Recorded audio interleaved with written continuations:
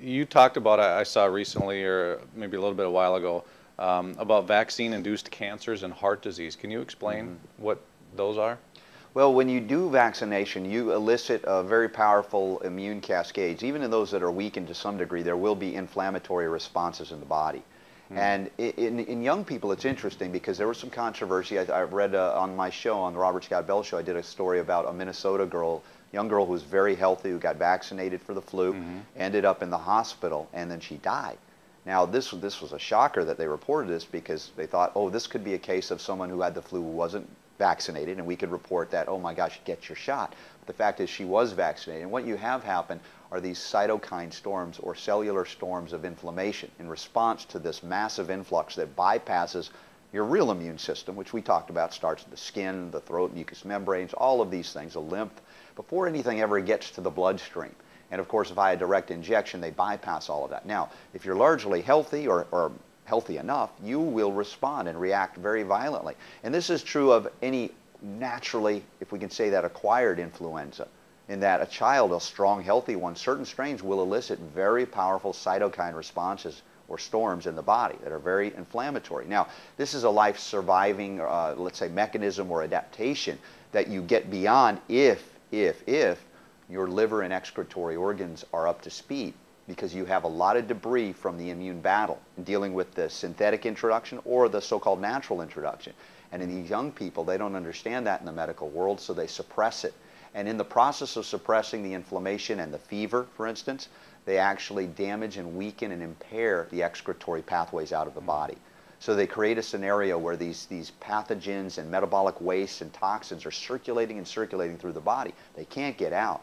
And so when they give a powerful steroid hormone like prednisone, which is what happened in this girl, and they do this a lot, they actually shut down the immune system altogether, and they shut down the liver, and in that way they killed her. In my opinion, that would be an iatrogenic death, not a flu death. And so this is a big issue. Now, with obviously heart attacks you mentioned and cancer, these are both inflammatory diseases. One is more of an acute response. And in a heart attack scenario, you could be set up and healthy by and large. You could live to 120, but an accident kills you. It's like you get hit by a bus one day. That's what a heart attack is. In fact, a breaching of an artery or a blockage of an artery, suddenly, oh my gosh, it's a panic, it's an acute response, and yes, you could die from it. But had you not had that blockage, which we talked a little bit about how that starts, you'd never have a problem. Whereas cancer is much different. It's more insidious and usually takes a lot longer. Although, because we're seeing a generational decline in health from parent to child, we're seeing cancer in children on the rise tremendously in this case. But these inflammatory cytokines, they stick around. There's injured tissue. The tissue is damaged.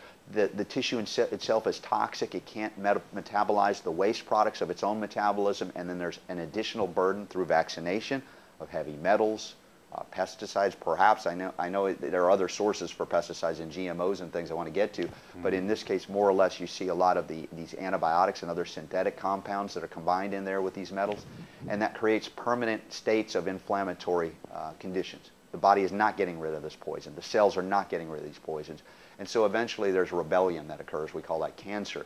The cells go off into a new state. The DNA tries to survive and live another day. And they look at it as evil, but I look at it as an adaptation for cellular survival. So apoptosis doesn't happen, cellular death is off, and so these cancer cells grow. So what we've got to do again is reverse that trend by recognizing what did we put in these kids' bodies, what did we put in these adults' bodies, how do we get it out? And let's, by all means, get that stuff out as much as and quickly as possible, as safely as possible, while then bringing the minerals that were robbed from the body by introduction of these toxic poisons and heavy metals.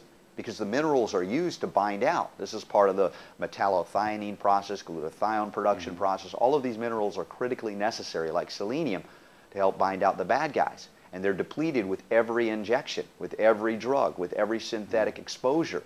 And if you don't know that, you don't know to replenish through supplementation and better dietary choices, that you end up depleting yourself, and cancer is a disease of abject toxicity and nutritional deficiency over time, or now over generations. And believe me, it's not because kids are living longer than they used to that they're getting more cancer than ever before.